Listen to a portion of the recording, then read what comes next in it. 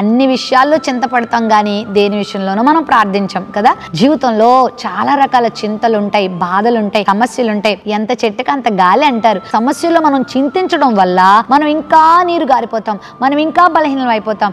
అయితే ఒక అద్భుతమైన ఆదరణతో కూడిన మాట ప్రభు సెలవిస్తున్నారు. నువ్వు చింతించి టైం వేస్ట్ చేసుకోవద్దు, నువ్వు చింతించి ఆరోగ్యాన్ని పాడు చేసుకోవద్దు. నీ చింత యావత్తు నా మీద వెయ్యి. ఇదిగో ప్రార్థన, విజ్ఞాపన, కృతజ్ఞతాస్తుతులు మూడిటి ద్వారా మన విన్నపాలు ప్రభువుకు తెలియచేసుకున్నప్పుడు దేవుడు మన జీవితంలో అద్భుతాలు చేస్తాడు. పేతురుని తీసుకెళ్లి చంపాలన్న ఉద్దేశంతో హేరోదు చెరసాలలో బంధిస్తాడు. ఎంత ప్రశాంతంగా నిద్రపోయాడో. ఎందుకో తెలుసా? పేతురుకి ప్రార్థించే అనుభవం ఉంది, పేతురుకి విజ్ఞాపన చేసే అనుభవం ఉంది, పేతురుకి కృతజ్ఞతాస్తుతులు చెల్లించే అనుభవం ఉంది.